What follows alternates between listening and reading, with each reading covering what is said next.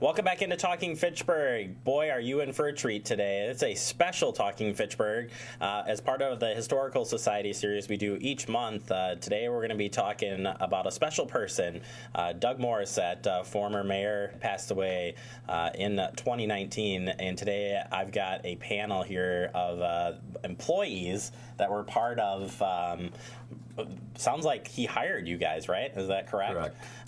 And it's special because not only is it's Mike's second time finally here on Fact TV. Joyce has been on here a few times, so we're glad to have you back. But we got Mike, Joyce from Economic Development, and John Crook. First time, 10 years I've been here, John. Hey, John. First time. I am proud, very proud that you're here and are going to share some of your memories today. And he's got the longest tenure of the group. Correct. Going on 30 years. Here we go. It already starts. I've been here the longest period. Period. Really? Yeah. Wow. I had the longest tenure. No cops are Nope. longer? No, because of all the retirements from that. All Yeah. gone. Wow. Yeah. Wow. Yeah. Well then, yeah. Well, what are you doing here?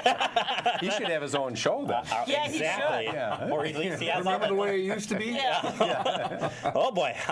So, turning the page here, the first question today to learn about Doug is why is it important to remember or tell us a little bit about Doug and why he was so instrumental in the mayor's role and moving Fitchburg forward? Well, with the first question, I put down, Doug epitomizes service above self in a whole bunch of areas, not only to Fitchburg, but to his family, to his church and faith. Also he had a long career at the DNR in the fisheries. So I kind of look at the 5 F's there with his family, faith, the fisheries, service to Fitchburg, and then he was a veteran too. So also our flag and country and served, in the military. I think it was the Korean War, wasn't it? Yeah. And Joyce can talk about even the trip that he experienced with the honor flight a little bit from a personal standpoint. Well, that's the only memory I get to have. Unfortunately, I didn't get to meet him and be a part of as much as you guys had, but you did do one of our Memorial Day speech, and we have that on Fact TV, and it was awesome. It was awesome to hear, and the flights, that is the Badger Honor flight's amazing. But Joyce, tell us a little bit about Doug. For people who didn't know him, Mike's kind of set it up. This guy's done a lot of things, but who was he? So for me, I guess I started as like an LTE. So I was coming in on nights and weekends, helping in the assessor's office with their software. So my interaction with him initially was just he'd peek his head in the door on Saturday morning and say, "Hey, who are you?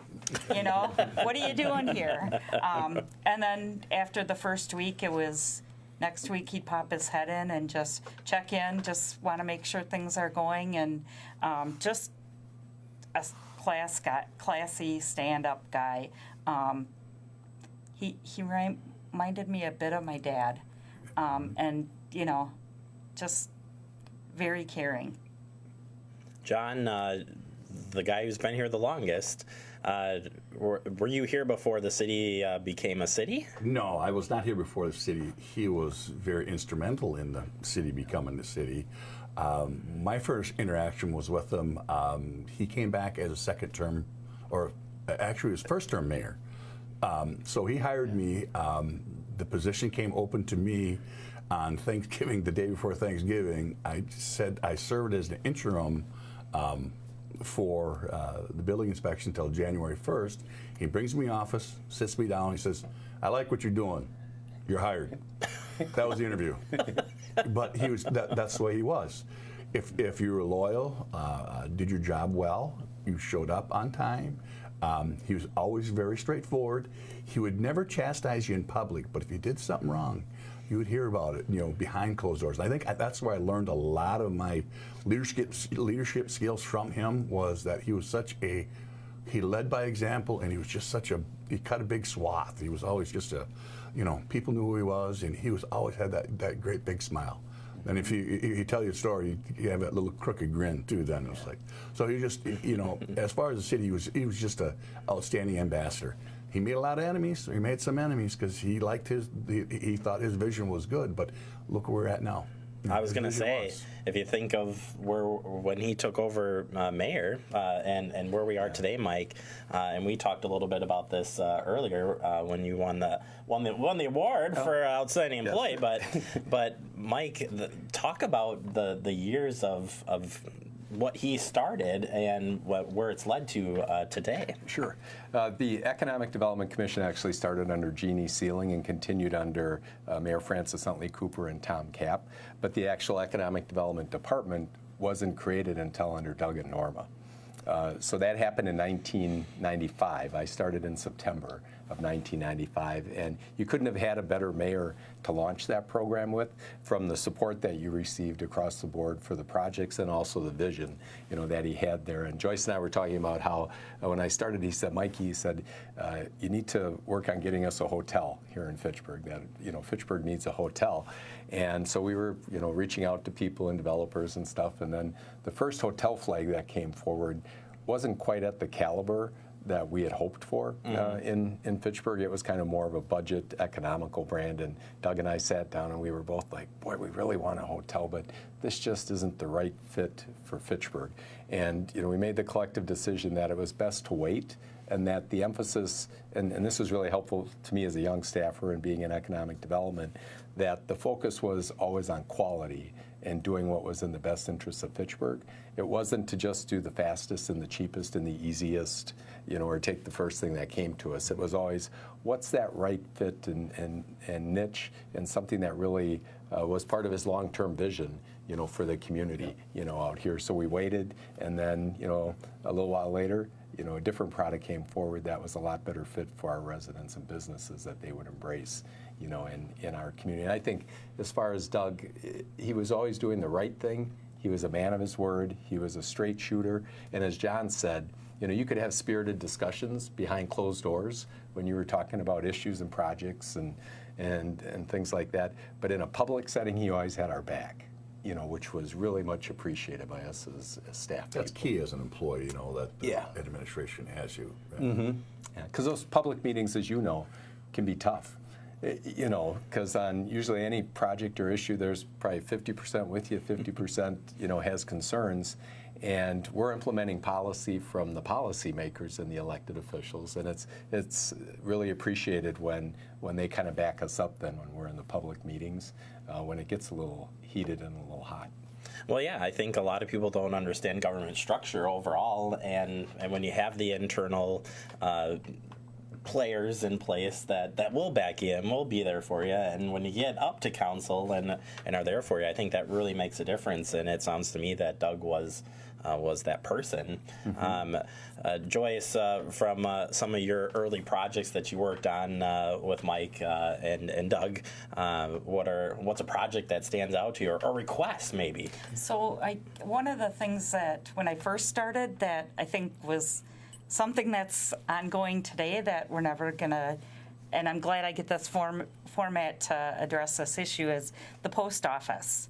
The post office, the zip code, the school district, those were some of the things that, the residents out here were always like, this is what we want, this is what we want.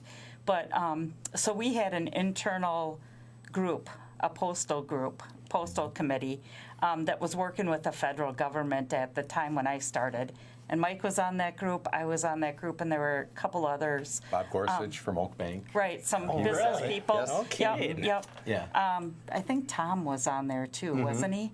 And we found out what it was like to work at that next level with the federal government. And, we got letters from Senator Feingold's office saying, please quit reaching out to us about a post office because you're not going to get one. And we're not going to give you a zip code because the post office isn't in the business to help a community come up with an identity.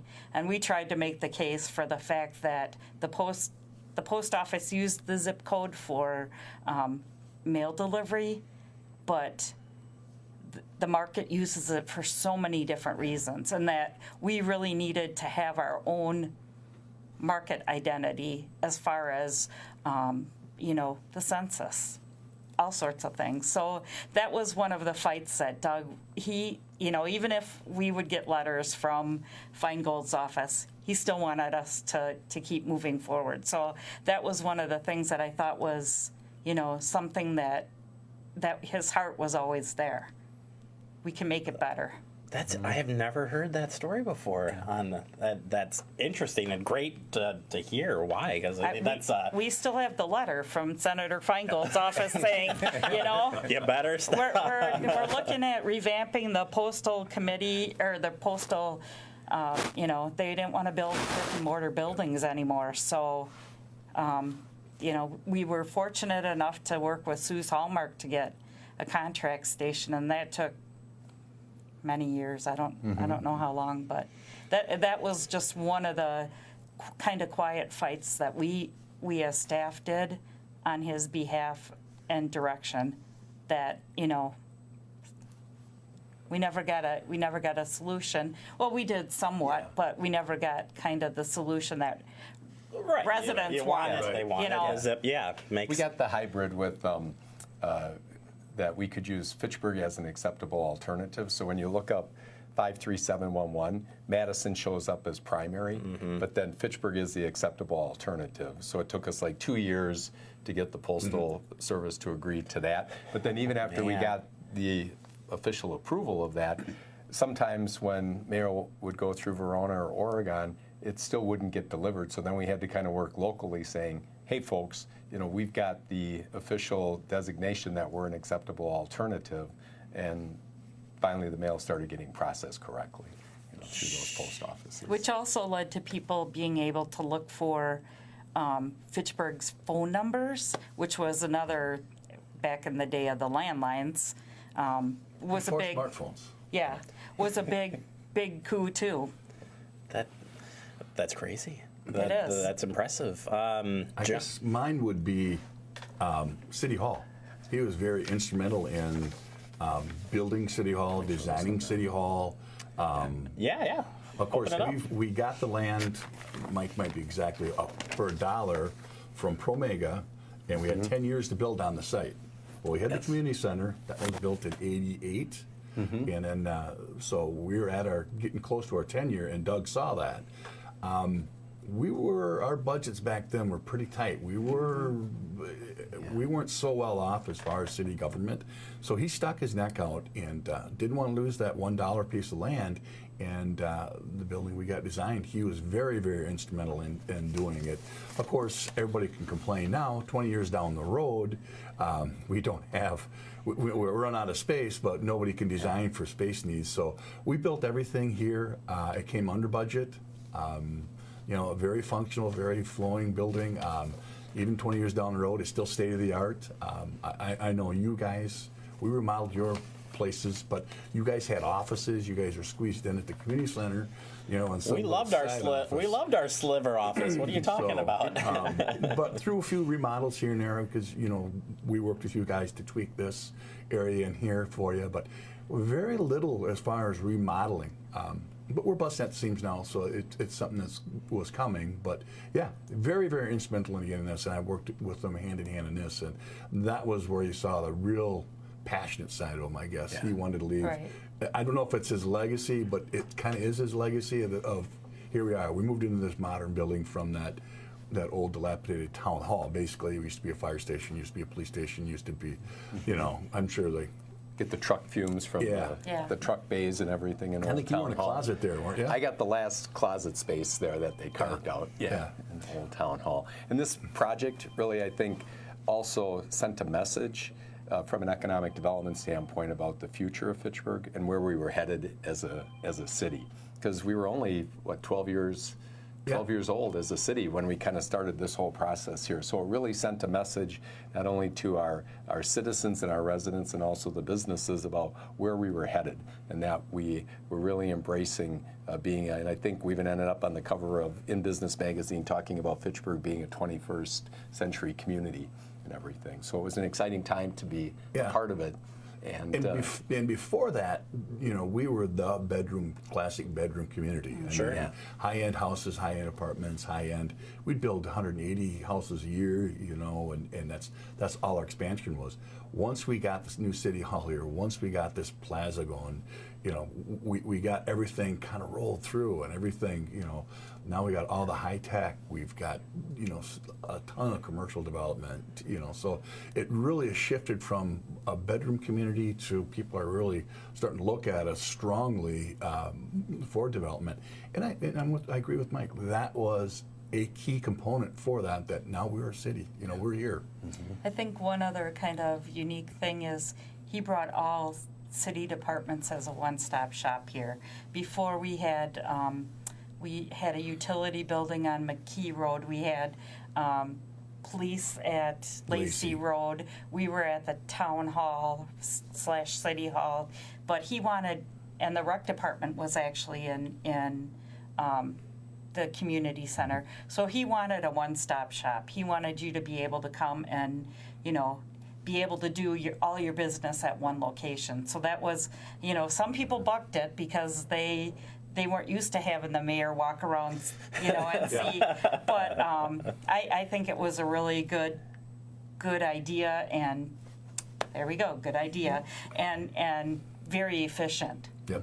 Good vision. Vision for the future. And it was part of, I think, an emphasis on really building camaraderie and teamwork among city departments and across city staff. We also went on an infamous retreat. I think it was our one and only staff retreat. Way to go, guys. Richland Center at the White House Inn. There, I think, was the place that we were involved. called. I was probably the only one. I heard that was stories, I have but been I to this place. heads. Oh my Yeah. goodness. Yeah. Oh my And goodness. we even had some kind of erector ladder exercise that we had to build that would hold a boiled egg. That was kind of a team building exercise. And I then thought we it was had a raw egg. no, I think it was a boiled egg there. Yeah. Well, come on, make none it of a the little eggs broke. Okay. Sensationalize this a little We're bit. excited to have a raw. The eggs of cracked course. all over the place. Yeah, there was yolk everywhere. By the way, that's how these two roll. This is the husband and wife work team of all God, all please. city Fitchburg. Let me Yeah, just tell to you. correct the record, I am not Joyce Zimmerman, as mentioned in the Fitchburg Star. Oh, jeez. Yeah, Ouch. yeah, how Ouch. scandalous it is. No. I've met Joyce's husband. Nice guy. But as part of that retreat, the other thing we did was we had on little note cards write positive attributes to all of our colleagues and to each other. And that was something that Doug really, I think, epitomized, he and Norma together. Norma was our city administrator at the time, and it was really creating that organization, that communication, throughout City Hall, and all departments kind of working together. And Joyce and I always comment on that Doug really wanted us to look at Fitchburg as our community, our home, whether we lived here or not. And he instilled in all of us that if we were driving down Fish Hatchery Road and we saw some trash out there, it was all of our responsibility, whether we were in public works or highway, to either stop and pick it up or to call somebody that was responsible for it to make sure that the community looked as good as it could be. Out there, and that was something that even to this day, when we're all driving around, we'll still see things, and we'll, either call back to the front desk or call me, get back here. Call my guys. And say, hey, there's something here. Can you pick this up or clean that up and everything? And I think that reflects well on, again, his overall everything about Fitchburg and wanting to do well for Fitchburg. I don't want to bring the tears on or the tear jerkers, and I know We've got Kleenex. I just know in you case. guys are you're doing wonderful, but I think when I'm we a sympathy crier, so you two stop. I can even feel it. The legacy, why it hurt. I know you guys hurt. When he passed away, I know you guys were. I know a lot of people were hurt, and what's that legacy? Why does it hurt so bad that I mean, we lose somebody every day, but what's this guy's legacy that? I'll get started before everybody starts crying. Yeah. Okay. I think just the history with the city. I think a lot of people don't realize how influential he was in the city. With being the town chairman, got us to a city, Thank you. moved us back and forth, and then just coming back a second. He didn't have to come back a second time. Came back a second time and got the city hall. We were, as I said earlier, we were financially strapped, and he saw that, and he helped us. I didn't like the way he was doing things, but in hindsight, looking back, we had to. It wasn't really him. So I think that's it, that I don't think a lot of people see that, like he was part of that old group, the Stonemans. Bill Stoneman was here for 80 years. I don't 42 know. years. 42 years, and I think I got 28, and that's nothing, but I think that's what it is. I think his legacy that he left behind here of giving more to the community and not taking back, pushing forward, I think it still goes back to that service above self there, that he wasn't looking for the headlines. He was just looking for doing what was good for Fitchburg and in the best interests of, of Fitchburg. And I think that's why we all respected him. Yeah. Yeah.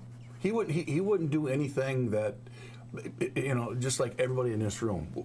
He wouldn't ask somebody to do something unless, and he would do it too. I mean, if he's asking you to go out to stop and pick something up off the street, he did it. He did it already. So that's the biggest thing, is that he wasn't bigger than the position, bigger than the job. He was just like everybody else. He did it. He rolled his sleeves up. He was helping make pancakes at the senior center. So that's I think that's what people should remember him by. And he was our friend, too. It started as a professional relationship, but even while he was in office, it evolved into a friendship, and then it continued on for the last 20-some years, even after he was out of office. And we would get together for fish fries and bluegills with him and Mary, and he would have a bottle of special export beer, and Mary would have the brandy old-fashioned, there. And we went on brewer trips with him to Miller Park and to Wrigley Field and everything. We would go to out to lunch and breakfast with colleagues, that he had worked with through the years and everything, just to kind of catch up and everything, and happy hours, sometimes. And then we'd call over to the house, and going back to the post office there, and Mary would answer, and we would ask her, is the post office open? And she goes, yeah, it's open. She said, how many stamps do you need? And everything. So we would just kind of joke back and forth with them. But we just had a good camaraderie, with him, and a mutual respect and a fondness. And I think we all collectively, have the that genuine affection for Fitchburg and all things Fitchburg. And I think we learned that, and got that from him and his legacy, and that continues on today. Yeah. Well, speaking as a new employee, newer, not even close to where you guys are at, you guys and other employees that have been here for so long, to me, you guys are the Fitchburg. You've seen it from the ground floor, and that makes me want to be where you are and do the things for Fitchburg, because you're committed. It may be tough, and politics are politics and government is government, but you still turn around and come back in, even though it's going to be a crappy day or this or that. And I think it sounds to me that's Doug instilled that in you guys, and you guys have been the stewards of continuing that legacy. Yeah, you work above the fray and you do your job. Yeah. And you get through all the fuzziness, and we got, as I keep saying to my guys, I got 28,000 souls that we gotta take care of. Absolutely. They're our employees. Our employers. I am employed by them. So that was one thing that Doug instilled in us, that everybody's safety and well-being. Yeah. We talked about how when you think of Fitchburg, you think of Doug, and when you think of Doug, you think of Fitchburg, and they're just intertwined. There, and one wouldn't be the same without the other. Right. There. So it's a collective legacy, and they both kind of enhanced each other and made each other what they are, and his legacy and what he did there. So it's special to be a part of that and work with him. And we were fortunate that he was our first mayor and everything, and he really kind of Speaks for himself. Who wasn't my first mayor? Oh, yeah. But he just kind of set the standard for us as far as, what you look for in a mayor and everything, with the leadership, the caring for the community, the caring for the employees, us as people, giving us, and his care for the citizens of businesses, and then just his really that vision for Fitchburg and making those tough decisions. Two other things he did were when he came back as mayor, our financial situation was pretty dire there, and he came in and raised taxes a pretty healthy double-digit % there because we had to right the ship here. And another legacy that he's left is he and Norma DeHaven were the group that hired Ehlers and Associates as our financial advisors. Oh, really? And that goes back 20-some years, and they're still our financial advisors today. Yeah. And it led to everything from the budgeting system that we have to the capital improvement plan process and everything. And by professionalizing that whole operation of the city and kind of going from when we were a town to a city and really professionalizing it to the next level there. We received multiple bond rating upgrades. In fact, I still have fond memories of a trip to Moody's Investors in New York City with Doug, Norma, and Nancy Solberg, our finance director at that time. He did. Yeah. Oh, we were flying Midwest Express Airlines, and it was. I get to go to Wisconsin It was a great time. Really? We got cookie and champagne on the planes and everything. And but that was our first bond rating increase there, and that was really something that he was a financial steward of this community, and that's led us to where we are today and being able to get a lot of the things done. And he made not only investments in City Hall here, but he made a tough decision to upgrade McKee Road from a 2-lane country road to an urban roadway there, and negotiated tough with Madison Gas and Electric. If we were going to do it, we were going to do it the right way. And he negotiated with Madison Gas and Electric to bury the power lines, to really have it a nice feel and operation. And I was trying to find the picture, but after the Badgers won one of the Rose Bowls, we went up to Barry Alvarez's office and presented him with a Fitchburg plaque to congratulate them on their Rose Bowl victory. And Coach Alvarez at that time, lived in Fitchburg, and everything. And so Doug and Norma are up there, and we're presenting the plaque to him, and all of a sudden we started talking about things going on in Fitchburg. And Barry mentioned, he said, "Boy, I really like that new road." He said, on McKee Road PD there. And he said, Kevin Cosgrove, who was the defensive coordinator at that time, he said, "We were just driving down that road the other day," and Barry said, I commented to him, I said, "This is really a pretty road." And Barry said, "How often do you say that, about a road?" And there was Doug just kind of standing there in the background, smiling and beaming like a proud father, of this new road that was getting, a really nice positive compliment from one of our significant celebrities in the community here. So he made those kind of things happen. One kind of ironic thing, too, that I didn't learn till today is that he actually, what do I want to say, not lobbied, but was significant behind adding additional land to the Oak Hall Cemetery. And really? That's where he made his final resting place, which is, to me, that's pretty significant since he wasn't born and raised in this area. Yeah. So this is what he called home.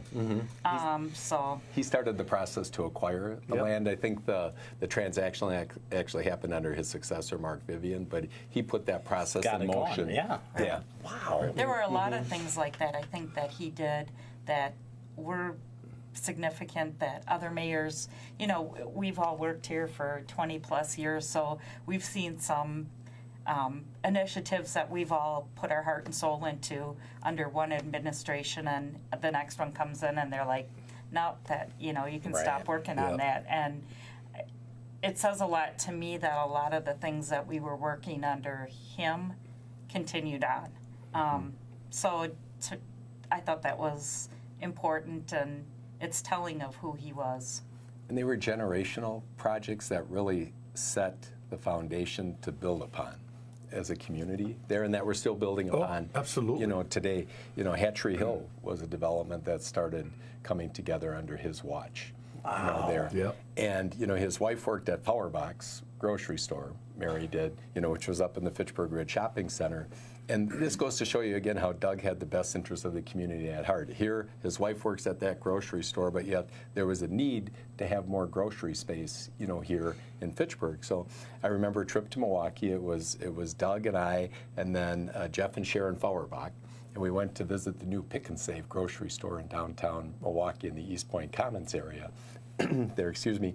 And so we wanted to kind of see what it was like. And Jeff and Sharon were kind of deciding whether they wanted to decide to upgrade and do a bigger store and everything. And we had a market study done and a site analysis, and they had determined that Hatchery Hill, where the current Pick and Save is, was the site for the grocery store. And then we went, and then Jeff and Sharon came back, and they were like, they didn't have another generation to kind of take over their grocery operation. So even though, you know, he knew that it was going to be competition for them, the Fauerbachs knew that, you know, the right decision again for the community was that there needed to be another grocery store, you know, to serve our residents and our businesses and everything. So we worked on that project, and that was kind of the anchor that drove the whole Hatchery Hill that whole area. Development, and it set a new pattern of development too. That was our first attempt at kind of new urbanism, you know, there versus just being kind of a bedroom community with the different subdivisions and everything. So it started to kind of change the character, and just like the City Hall project here, I think it sent a message to the community and to the marketplace and to the development community about where Fitchburg was headed, and it was really exciting to be part of, you know, that type of innovative development. And Doug was always open to those ideas. He wasn't like, well, this is the way we've always done it. And there's a way we're going to do it. Yeah. Wow. Yeah. Impressive, guys. Thank you so much for sharing. You know, I'm sure we probably just scratched the surface here of all the great things here, and I appreciate you taking the time. Well, now that you have us on the show, we're not going away. Yeah. You know, aren't we here for another hour this now? is you know, this is an 8-minute segment, right? You know, and these 8 guys, minutes. Whoa. these guys can get away with that, but us in building inspection, we're actually busy. So we actually got to get out in the field. Excuse me. And here we go. We're right back into Can we just mention one other thing? Yeah. That Oh you- yes. Okay. I forgot Yeah. about Because this. those are Okay. This is impressive. This is classic. You know, before there was, you know, kind of email and, you know, project management software and everything, Doug, as Joyce mentioned, always had office hours on Saturday morning. So, you know, everybody would come in and meet with Doug out in the front office there at the old town hall. So on Monday morning, staff was always ready for a flurry of blue slips that would be distributed by Norma DeHaven, who is our city administrator. And here you can see the names of the department heads at that time on here. And this was just a letter for me to file here, but it usually was some kind of directive from Doug, either to work on a project, report back to him on something, or he would have a question, you know, for you. So this was kind of our routing system back in the day. Email, yeah. right there. So we all kind of laughed and looked at these for Monday morning. All of a sudden we'd be like, oh no, I got 5 blue slips I got to get, you know, and Got to work get on 2 right today. away because Doug wants them by noon today. Well, So I found this in the archives just to kind of share. yeah, that is legacies, too. amazing. I'd frame that if I were you, Mike. Yeah. That's very impressive. Also, I'll know to give you a blue slip next time Yes. you Okay. need to come on this show, right? Is that how that works? Yeah, not a pink slip. Nobody. No, blue. Well, maybe after this segment. Maybe, no. Thank you again for taking the time, though. Appreciate it, and you know, hopefully we can talk more in the future with you guys. Love to have you Absolutely. back. It was a Thank you. pleasure. Thanks for having us, and thanks for doing a tribute on Doug Morissette's legacy, and thanks to the Fitchburg Historical Society. I was going to say the Historical for- Society is the one who actually set up the interview today, and I'm glad that they did, and I'm so glad we got to hear some of the memories. And So. I don't know if even 2 hours would be enough to talk Yeah. about the man's life, but We enjoy just even getting together, and you know, the hard thing for me was he passed away on Nancy Solberg's birthday, which was another really You're kidding. I did not know that. instrumental person, Yeah, it's hard to believe because and they were the team. She was part of that team, that team collective that team. really and- worked hard, and so for us, it's like we have, you know, Well, I'll come in and I'll be like, today, you know, is the day. Yeah. And we she was don't- not only colleagues, but she was part of the brewer game trips, the fish fries, the lunches, you know, the getting Absolutely. together. She was part of that core group that went back with Doug. And Yeah, it's been very unfortunate because Norma's passed away, Nancy's passed away, Doug's passed away, and it's Lost a it's lot of good hard. people. Exactly. Yeah. And And it's far too young. far too young. 100%, 100%. And all of them, again, left a lasting legacy Oh, here in Fitchburg absolutely. in their Yeah. respective expertise and leadership. And and commitment to Fitchburg. Well, I can see a future show with you guys certainly diving into this. This is good for you, Mike. You've done really Well, good. he is the face of Fitchburg. He is. He is. I should have wore my Fitchburg shirt today. Yeah. Colors. I'm out of Really? uniform You know, here. I took the time to I make sure to should've. brand myself today, 100%. I thought maybe you were going to provide us with some apparel to Yeah. wear. Here we go again. You provide me with some more mugs, and we'll talk about that. Come see me. There's cases down the basement. All right, we're going to go ahead and wrap this up. An awesome job here today. Appreciate the time, and we promise we'll get him back on here and talk about Fitchburg again. Take a quick break. You are watching Talking Fitchburg.